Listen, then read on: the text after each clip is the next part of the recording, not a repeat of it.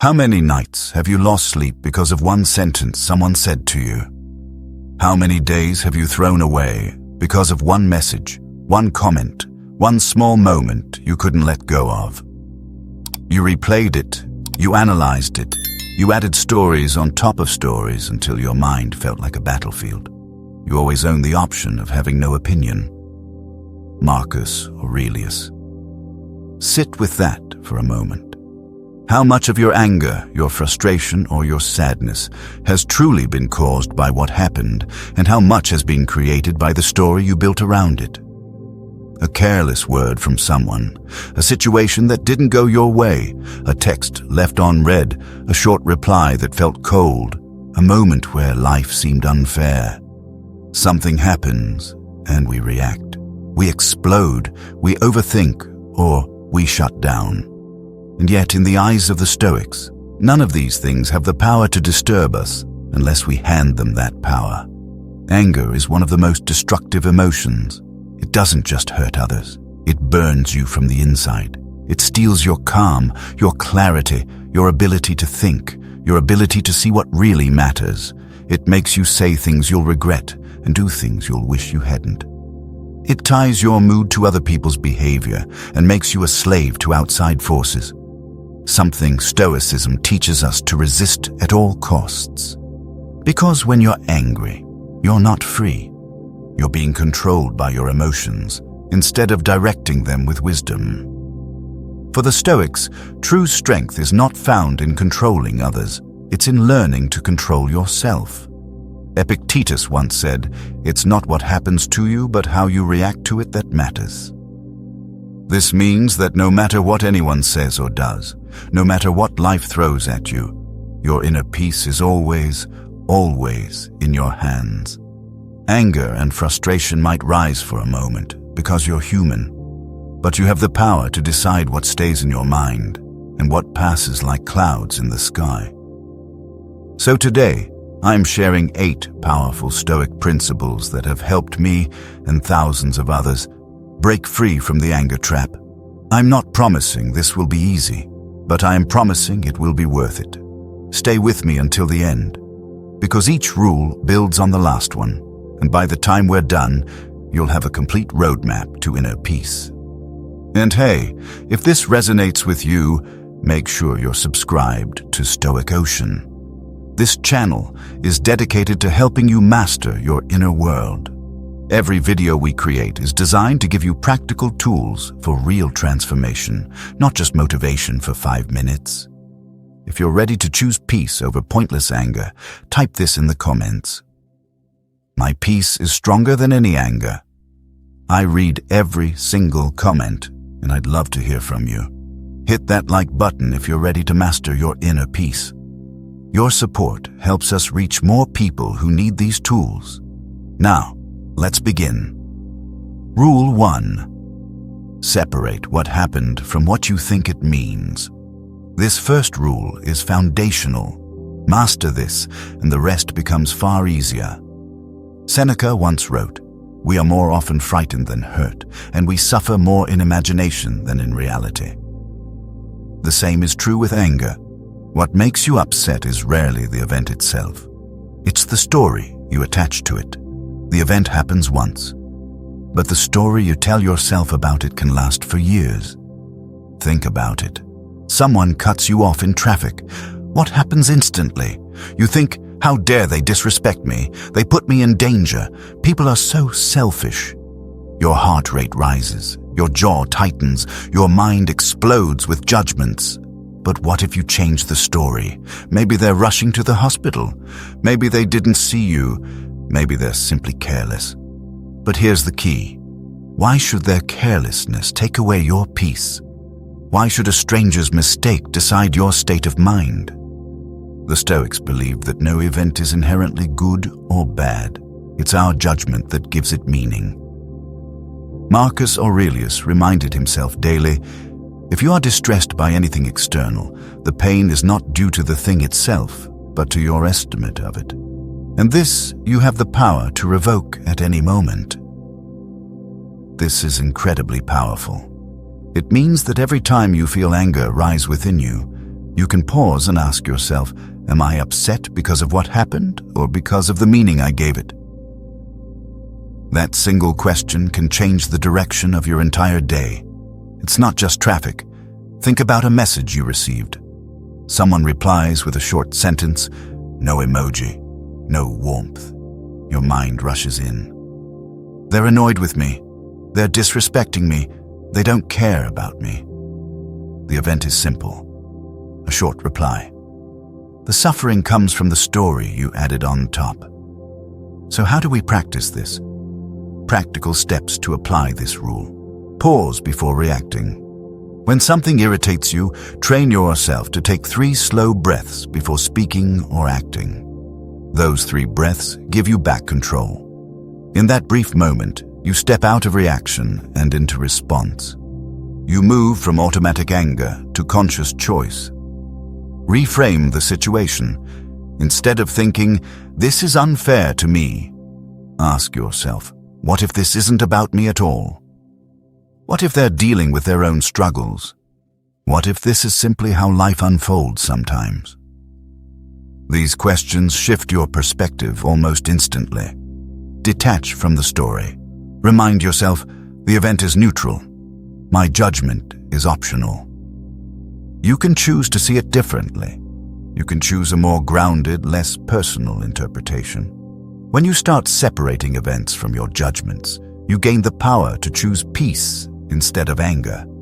You stop being controlled by other people's behavior, and you start living as the master of your own inner world. This is true freedom. Not freedom from challenges, but freedom in how you respond to them. Anger doesn't punish the person who wronged you. It punishes you. It steals your calm, your joy, your clarity. It pulls you away from who you want to be. So ask yourself, why hand over my mind to anyone so easily? Why give away my peace for free? Imagine yourself as a strong tree in the middle of a storm. The winds may blow, the rains may fall, but you remain rooted and unmoved. The storm passes, but your strength remains. Let this quiet line live in your mind. No one controls my peace but me. Rule 2. Expect people to be flawed. People. This rule might sound cynical at first, but in reality, it's deeply compassionate and incredibly practical. Marcus Aurelius began his meditations by reminding himself each morning, the people I deal with today will be meddling, ungrateful, arrogant, dishonest, jealous, and surly. They're like this because they don't know good from evil. Now ask yourself, why would the most powerful man in the world, the Emperor of Rome, start his day by preparing himself for people's flaws? Why would someone with armies, wealth, and authority need to prepare for human weakness? Because he knew something we often forget. If you expect perfection from others, you're setting yourself up for constant anger. The truth is, people lie. People betray. People break promises. People are selfish, inattentive, and sometimes cruel. If you move through life expecting otherwise, every small wrong will shock you, and every disappointment will feel like a crisis. But if you expect imperfection, you will no longer be surprised when it shows up. Instead of reacting with rage, you can respond with understanding and clarity. When a child makes a mistake, do you scream in shock? No, you expect it. You guide, you correct, you stay calm. But with adults, we forget this wisdom. We assume everyone should know better. We assume everyone should act with maturity, patience, and kindness. And when they don't, we burn with anger. Stoicism flips this. Expect flaws, and they lose their power to upset you. Seneca gives us another reminder. How much better to heal than to seek revenge from injury. Vengeance wastes time and puts you in the same category as those who wrong you. What he means is this. When people show you their ignorance, their arrogance, or their malice, it is not your job to descend into their chaos. Your job is to remain whole, to protect your character and your peace. Here's how you can put this into daily practice. Morning preparation. Each morning, before you step into the world, remind yourself, I will meet people today who are rude, selfish, or unfair. But none of that can rob me of my peace. This prepares your mind so you're never shocked by human weakness. It's like putting on armor before battle, but this armor isn't made of metal. It's made of wisdom. It's made of realistic expectations. When you expect imperfection, you're not caught off guard. You're prepared. You're ready. You can respond with calm instead of reacting with shock and anger. This preparation is your shield against unnecessary suffering. See ignorance instead of evil. When someone insults you, remember Marcus's words. They are like this because they don't know good from evil. In other words, they are acting out of ignorance, not wisdom. Why stay angry at someone who does not yet know better? Lower the weight of your expectations. If you expect someone never to disappoint you, you're living in fantasy. But if you accept human imperfection, you stop taking things so personally. A broken promise, a rude word, or an inconsiderate act no longer surprises you. It simply becomes another reminder that people are human. Strengthen compassion. Once you see flaws as part of human nature, you can respond with compassion, not naivety. This doesn't mean excusing bad behavior. It means not letting it poison your soul. You can correct, you can walk away, you can enforce boundaries, but you do it without rage, without losing yourself. Imagine walking into a crowded marketplace. People bump into you. Some cut in line. Some talk too loudly. Would you be furious at each one? Or would you accept that this is simply what crowds are like? You wouldn't expect a silent library in a noisy market. You wouldn't expect perfect order in chaos. Life is the same. When you stop expecting perfection, you stop being endlessly upset. You stop fighting against reality and start flowing with it instead. Peace comes not from changing others, but from changing our expectations. You cannot control human nature, but you can control how you prepare for it. And preparation is everything. So the next time someone acts selfishly, instead of boiling with rage, remind yourself, I saw this coming. I expected this. Their flaw is not my storm. Because people will continue to be flawed until the day you die. If you wait for a world where no one irritates you, you will spend your life in misery. But if you accept human imperfection, you'll no longer be shocked. And when you're not shocked, you stay calm. This doesn't make you weak. It makes you unshakable. Because strength is not measured by how loudly you shout when wronged, but by how calmly you endure without being broken. Marcus Aurelius knew that by expecting flaws, he was freeing himself from the trap of anger. You can do the same. If this resonates with you, type this in the comments. I expect flaws, but I choose peace. Rule 3. Master the voice in your head. This rule is about taking control of your internal world. Epictetus once said, men are disturbed not by things, but by the views which they take of them. This is one of the deepest Stoic truths. The voice in your head, the one that comments, judges, and interprets, decides whether you burn with anger or rest in peace. Most people don't realize they have a choice in what that voice says. But you do. It's not the insult itself that crushes you, but the way you replay it. It's not the challenge itself that drains you, but the story you attach to it. This isn't fair. This always happens to me. Why can't people treat me better? The Stoics understood that we don't suffer because of reality. We suffer because of the way we talk to ourselves about reality. And if you want to never again be ruled by anger, you must learn to discipline that inner dialogue. If a stranger on the street mutters something rude in a language you don't understand, do you get angry? No, because the words never enter your inner world. But if the same insult comes in your own language, suddenly your mind picks it up, repeats it, and keeps stabbing you with it. It's not the words, it's your mind's attachment to them. So, how do you train your inner dialogue? The Stoics give us 3 powerful methods. Catch the first thought. When anger rises, it often comes with a thought like, "They disrespected me," or "This is unbearable." Catch it immediately. Don't let it grow into a full story. Remind yourself, this is just my judgment, not the absolute truth. By catching the thought early, you stop it before it consumes you. Replace, don't repeat. If your inner voice keeps saying, "I can't believe they did this to me," it will only deepen your anger. Instead, replace it with a Stoic truth. They act according to their nature, not mine. Or, I control how I respond. That is my strength. By giving your mind a new line, you break the loop of rage. Talk like a guide, not an enemy. Many people let their inner dialogue tear them down. They speak to themselves with harshness, blame, and exaggeration. Instead, talk to yourself as a wise guide would. Ask, will this anger help me, or is it better to let it go?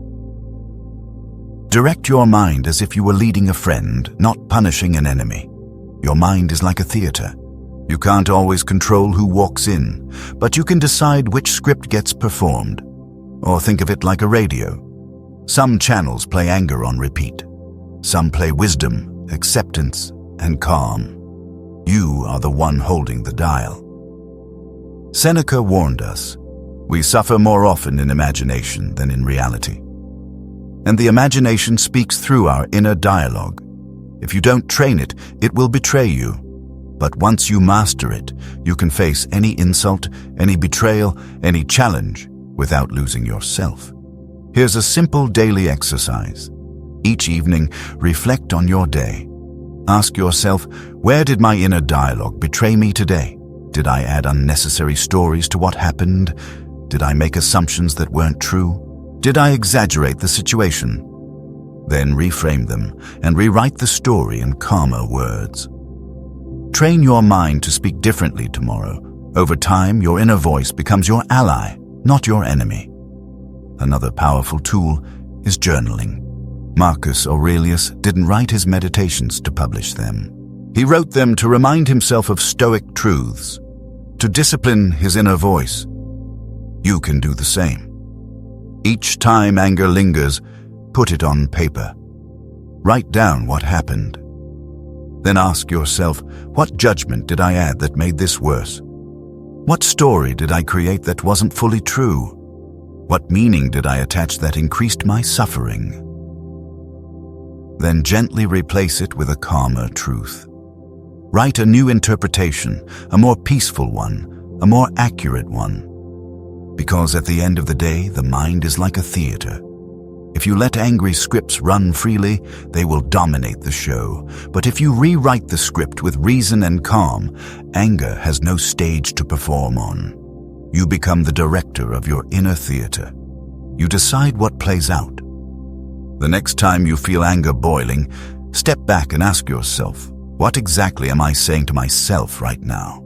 What story am I telling about what happened? Is this story true, or is it just my interpretation? Then notice carefully. It's not the event. It's not the person. It's not the world. It's your inner dialogue fueling the fire.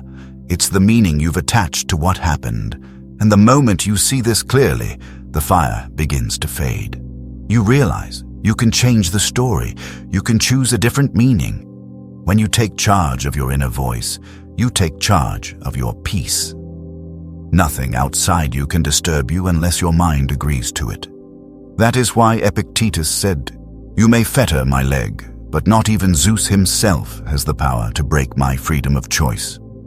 Freedom begins with the voice you listen to inside your head. Train it to sound like a Stoic, not like anger. Rule 4. Hit the pause button. This rule is about creating space between what happens and how you respond. Viktor Frankl, though not a Stoic, but deeply aligned with their wisdom, once said, "Between stimulus and response there is a space. In that space is our power to choose our response. In our response lies our growth and our freedom." This single idea holds the key to never again being ruled by anger. Most people react instantly, but you don't have to. Anger thrives on immediacy. The insult is thrown and you snap back. The inconvenience appears and you explode. The betrayal surfaces and you rush into rage. But if you can create even the smallest space between what happens and what you do next, you rob anger of its power. The Stoics were masters of this discipline. Marcus Aurelius reminded himself daily, "You have power over your mind, not outside events. Realize this, and you will find strength." That power begins the very moment you choose not to react instantly. Let's make this practical. Imagine someone insults you in front of others. The instant urge is to defend, to attack, or to shut down. But what if, in that moment, you pause for 3 slow breaths? In those breaths, you remind yourself, their words cannot harm me unless I let them in. Instead of being dragged into the mud, you rise above it. Or imagine you're stuck in traffic, already late. The car in front moves too slowly, and frustration builds. Normally, you might slam the horn, curse under your breath, and let the whole day sour. But if you create space, even just a pause to inhale deeply and remind yourself, this is outside my control, but my peace is not. You turn chaos into calm. The power of the pause is not weakness, it's mastery. It proves that you are not a slave to impulses, but a commander of your inner world. Here are practical ways to build this pause into your life. Train your breath. Make it a habit that whenever anger rises, you take 3 slow breaths before you say or do anything. Your breath becomes the anchor that gives you back control. It is always with you. You don't need equipment. You don't need silence. You just need to remember it. In those 3 breaths, you create space. You step out of reaction and into response. You give yourself the gift of choice. Use mental cues. Choose a short phrase to repeat in heated moments.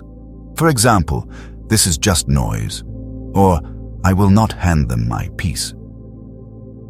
These simple cues drop a barrier between the trigger and your action. Delay your response. If you can, wait before replying to that message, that email, or that confrontation. Give it an hour, or even a day.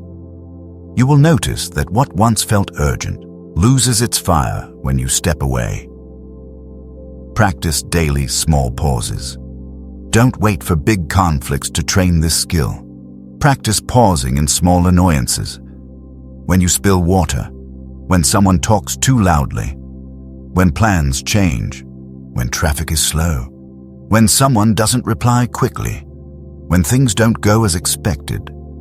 These small pauses build strength for the bigger storms. They train your mind to default to calm instead of reaction. Over time, this becomes natural. Seneca wrote, "The greatest remedy for anger is delay." Why? Because anger is like a fire. If you feed it instantly, it grows wild. If you allow time and space to pass, the flames begin to fade. And remember, the world expects you to be reactive. They expect you to yell when insulted. They expect you to slam doors when frustrated. They expect you to lash out when betrayed. But when you respond with calm instead, it unsettles them. It shows them you cannot be controlled. That is true power. Creating space is not only about avoiding conflict. It's about building dignity. It's about saying, "I'm not an animal driven by reflexes. I'm a human being with reason, with discipline, with choice." That choice is where your freedom lives. So the next time life tests you, don't ask, "How can I crush this anger instantly?" Instead ask, "Can I pause long enough to let reason step in?" That single pause may save your peace, your relationships, and even your health. Because anger wants immediacy, but wisdom thrives in patience. If you're finding value in these principles so far, make sure you're subscribed to Stoic Ocean. We're halfway through, and the next 4 rules are going to complete your transformation. Hit that like button if this is resonating with you, and drop a comment letting me know which rule has hit home the most so far. Rule 5. Don't take their stuff personally. This rule is about understanding that most things aren't really about you. Epictetus taught, if someone speaks badly of you, remember that they do so because they think it right. It is not the words themselves that harm you, but your interpretation of them. This lesson is vital if you want to free yourself from constant anger. Most of the time, the reason insults hurt so deeply is because we take them personally. We let another person's words enter our chest like arrows. But here is the truth. Insults are rarely about you. They're about the person throwing them. If someone is bitter inside, bitterness spills out. If someone is insecure, they project that insecurity onto others. If someone is angry at life, they aim that anger at anyone in sight. When you understand this, their words stop being daggers and become mirrors. Mirrors reflecting their inner turmoil, not your worth. You can look at them and see their pain, their insecurity, their struggle. And instead of taking it personally, you can respond with calm attention or simply walk away.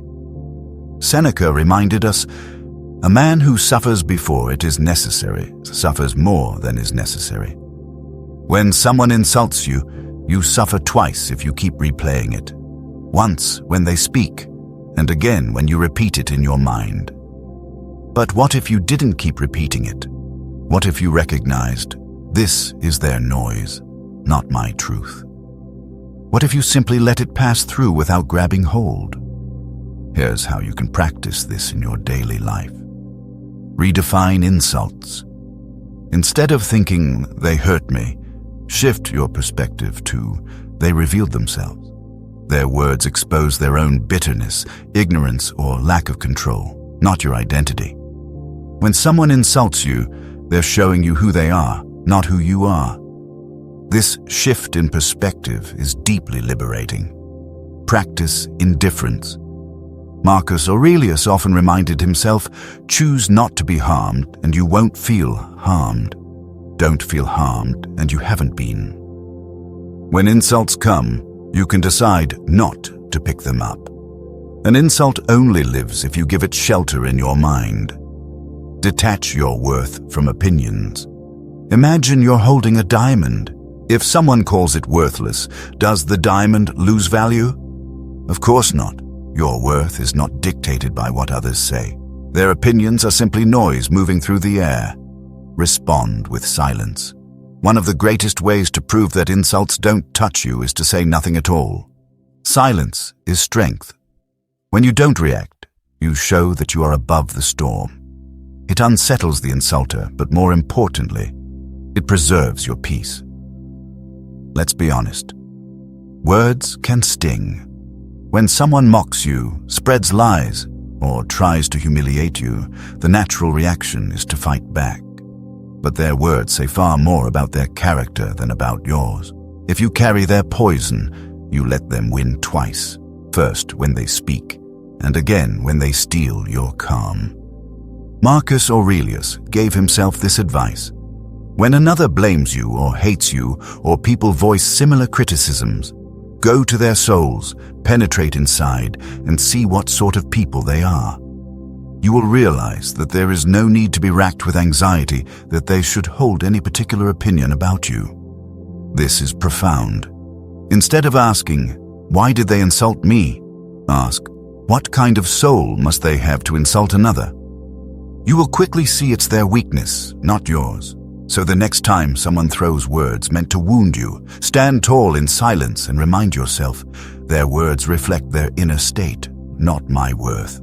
This is not mine to carry. Walk away with dignity and let their insult return to where it came from, their own unsettled heart. You don't need to defend yourself. You don't need to prove anything. Your calm is your response. The moment you stop taking insults personally, you become almost untouchable. People may shout, mock, or criticize, but their words cannot chain you unless you agree to wear the chains. The wise person doesn't waste energy fighting shadows. They keep walking forward, steady in their calm. Rule 6. Drop it like it's hot. This rule is about letting go quickly. Seneca once said, "Anger, if not restrained, is frequently more hurtful to us than the injury that provokes it." Most people don't just get angry in the moment. They hold on to it. They replay the insult in their minds. They nurse the grudge. They let bitterness grow roots in their heart. They carry the weight of yesterday's anger into today and often into tomorrow. The event happens once, but by holding on, you suffer it 1,000 times more. If you truly want to never again be ruled by anger or upset, you must master the art of letting go. Not someday, not when it feels easy, but quickly, before it poisons your peace. Think of anger like carrying a burning coal. The longer you hold it, the deeper it burns you. Yet many of us keep holding it, believing we are hurting the person who wronged us. In reality, we only scorch ourselves. Marcus Aurelius gave us this reminder. The best revenge is not to be like your enemy. When you hold on to anger, you mirror the very person who harmed you. When you let go, you rise above them. You reclaim your dignity and protect your mind from being dragged into the mud. So how do we practice letting go quickly? Name the weight. The first step is to admit, "I'm carrying this anger." Often we disguise it as righteousness or justice. We tell ourselves, "I have a right to be angry." But honesty with yourself frees you. When you're honest, you see the truth. You're not punishing them. You're punishing yourself. Once you name the weight, you can decide to put it down. You can choose to stop carrying it, refuse the second wound. The first wound is what someone did to you. The second wound is what you do to yourself by clinging to it. Ask yourself, why should I keep suffering for something that has already happened? Refuse the second wound. Drop it before it multiplies. Shift focus to action. If there's something you can fix it.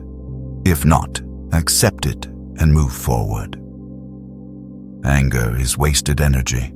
Turning that energy into purposeful action is how you transform pain into strength. Practice mental release. Visualize the anger as a stone in your hand. See yourself gently opening your palm and letting it fall. Sometimes, a simple visualization helps your mind release what your heart is gripping too tightly. As Seneca warned us, unreleased anger behaves like a slow poison. The longer it sits in your system, the more it spreads, clouding your thoughts, straining your relationships, and stealing your peace. That's why the ability to let go quickly is not weakness. It is wisdom. Imagine this scenario. You're in an argument and harsh words are exchanged. Later that night, the other person is asleep peacefully, but you lie awake, replaying every word, imagining what else you could have said. Who is suffering more? Not them. You holding anger is choosing to suffer for someone else's behavior. But what if instead you let go? You say to yourself, "It has happened. It is over. I will not relive it." Suddenly, the burden lifts. You breathe again. You regain your clarity. You return to the present where peace actually lives. The Stoics knew that life is too short to waste in anger. Every moment you spend holding on to rage is a moment lost from your precious life. Marcus Aurelius wrote, "You could leave life right now. Let that determine what you do and say and think." If this were your last day, would you want to spend it replaying an insult or holding bitterness against someone? Or would you rather release it and live in calm? Would you rather spend your final hours in peace or in rage? The answer is obvious. So why wait until your last day to live this way? Why not start now? Letting go quickly is not just about peace. It's about freedom. It means you're no longer chained to the actions of others. They may wound you once, but you will not give them the satisfaction of wounding you again through your own mind. So the next time anger rises, ask yourself, do I want to hold this burning coal, or will I drop it now? Do I want to carry this weight, or will I set it down? Do I want to suffer for someone else's actions, or will I choose peace? And remember, the quicker you let go, the lighter your soul becomes. The faster you release it, the sooner you return to your natural state of calm and clarity. Let this be your quiet affirmation. I drop what harms me, and I return to peace. Rule 7. Turn problems into teachers. This rule changes how you see challenges. Marcus Aurelius once wrote, "The impediment to action advances action. What stands in the way becomes the way." This is one of the most powerful Stoic truths. It means that obstacles are not enemies to your peace. They are teachers. Every challenge is an opportunity to practice virtue. Every setback is a chance to grow stronger. Most of us treat difficulties as personal attacks. Someone disrespects us, and we feel wounded. Something blocks our progress, and we feel cheated. Life turns unexpectedly, and we feel punished. But the Stoics remind us, life owes us no smooth road. The road itself, with its bumps and barriers, is what builds our strength. Think about anger for a moment. Why does it rise? Because something didn't go the way you wanted. But if you change your view and ask, what can this teach me? Suddenly the anger weakens. The problem transforms into practice. The obstacle becomes training. Seneca taught, difficulties strengthen the mind as labor does the body.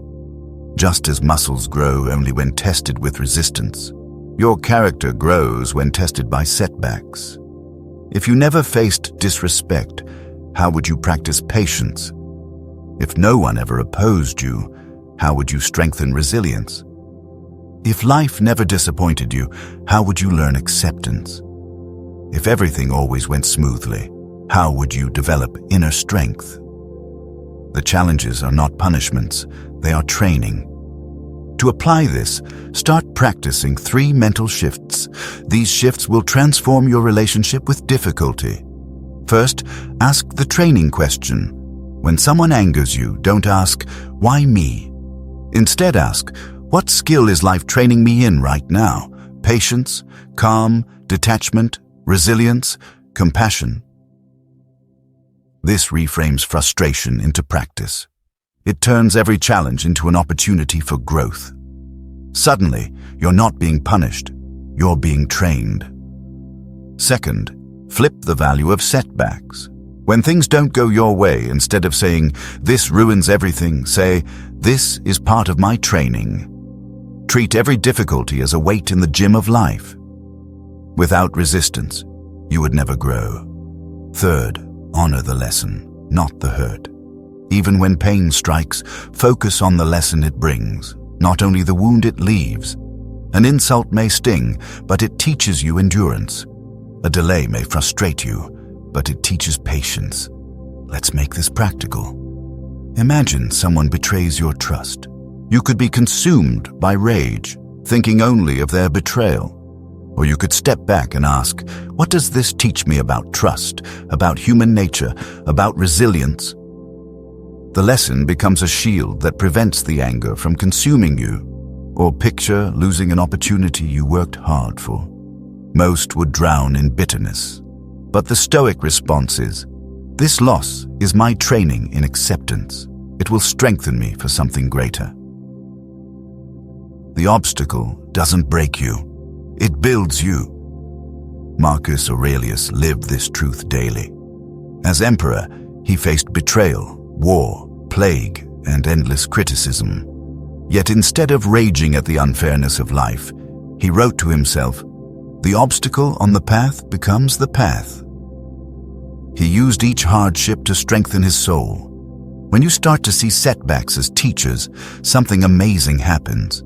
You stop being surprised by them. Instead of anger, you feel readiness. Instead of bitterness, you feel wisdom. With every trial, you become calmer, stronger, more unshakable. Because the truth is, life will never stop throwing obstacles your way. People will disappoint you. Situations will frustrate you. Plans will shift. You cannot stop that.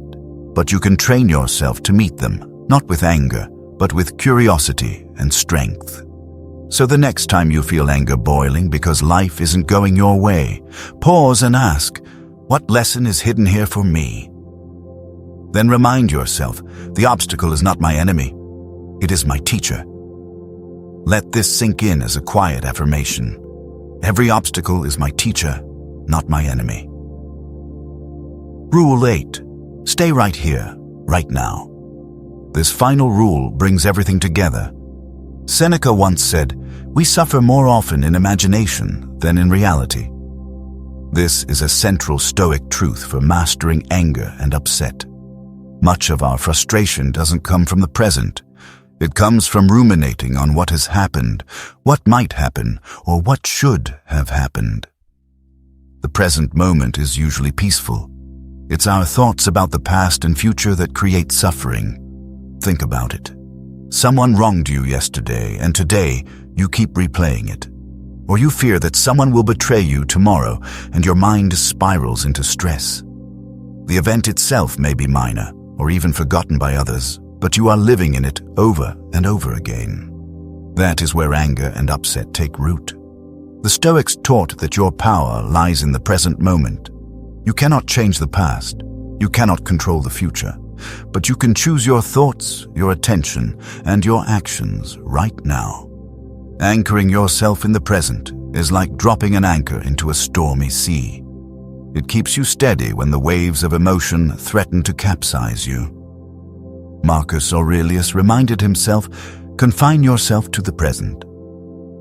By focusing only on what is before you, you refuse to feed energy to imagined wrongs, old stories, or future worries.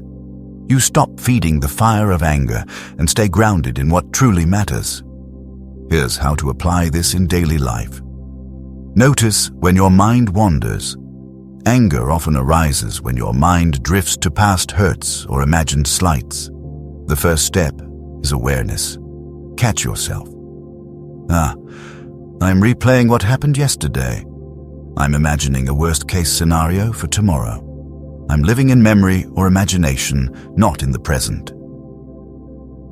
Awareness is the first anchor. It's the moment you wake up from the trance of anger and worry. Then, bring your attention back to now. Use your senses. Notice what you can see, hear, touch, or feel in this moment. Feel your feet on the ground. Feel your breath moving in and out. The present moment is neutral and calm. It does not insult you, betray you, or frustrate you. Ask, what can I do now? Instead of dwelling on anger, shift to action within your control. What step can you take in this moment to improve your situation or simply preserve your peace? Action in the present dissolves the power of imagined anger. Release the should-haves. Much anger comes from expectations. They should have acted differently. This shouldn't have happened. Life should be fair. The Stoics remind us, reality does not bend to our preferences. Accept what is and anchor yourself in the now. Practice daily presence. Each morning or evening, set aside a few minutes to focus entirely on the present. Even 5 minutes of mindful breathing, quiet sitting, or simple awareness of your surroundings can train your mind to return to now instead of living in the past or future. When you anchor yourself in the present, small annoyances and imagined slights lose their weight. A rude comment is just a comment. A mistake someone made is just a fact. The traffic jam, the delayed response, the misstep, all of it is neutral until your mind interprets it. Epictetus said, "Don't demand that things happen as you wish, but wish that they happen as they do, and you will go on well." Anchoring in the present is exactly that. Accepting life as it is, refusing to let imagined scenarios rob your peace, and choosing to respond calmly in the moment. Anger thrives in the shadows of what was and what could be. Peace thrives in the sunlight of what is. When you live here, fully present, you become almost untouchable. The world can throw insults, delays, and disappointments at you, but your calm remains intact. So the next time you feel anger rising, ask yourself, am I upset by reality or by a memory or imagination? Then focus fully on what is real, what is here, what is now. You will notice that much of your anger evaporates before it can take hold. It was never real. It was just a thought about the past or future. The present moment is where peace lives. Let this be your inner affirmation. I live in the present, and peace is my anchor. Conclusion. Throughout this journey, we've uncovered the Stoic path to freedom from anger and upset. From separating events from your judgments, to expecting human flaws, to mastering your inner dialogue, creating space, letting go, turning problems into teachers, and anchoring yourself in the present. You now have practical, timeless tools to reclaim your peace. These 8 rules work together as a complete system. Each one strengthens the others. When you practice them all, you build an unshakable foundation of inner calm. The Stoics teach us a simple truth. The world cannot harm you unless you give it permission. Every insult, frustration, or setback is neutral until your mind interprets it. This is your superpower. You get to choose what things mean. You get to decide how you respond. By taking responsibility for your perceptions, your expectations, and your responses, you step out of the storm of emotion and into the calm of reason.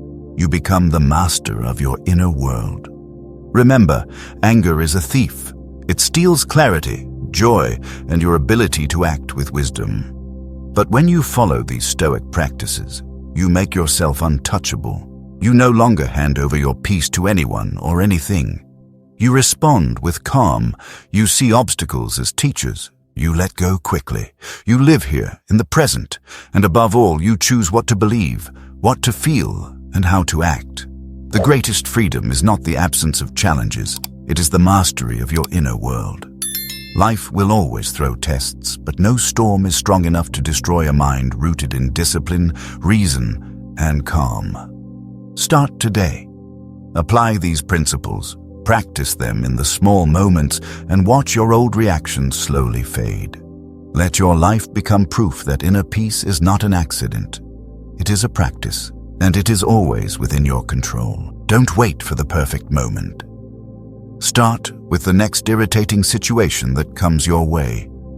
Use it as training, not as torture. One small situation at a time, one conscious response after another, and gradually the old reflexes of anger and upset begin to fade.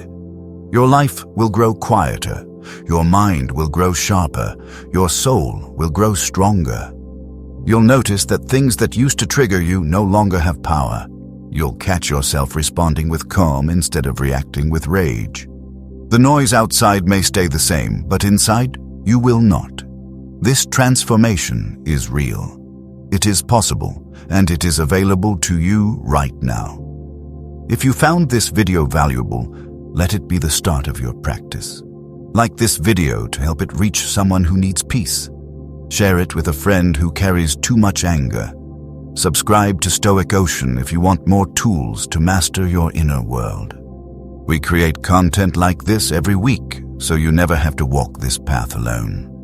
Apply these lessons daily, especially in the small moments, and watch how your world changes. Not because the world changed, but because you have. Your peace is your power, your calm is your strength, your inner mastery is your freedom. Let this final affirmation settle in your mind. I am untouchable, calm, and at peace.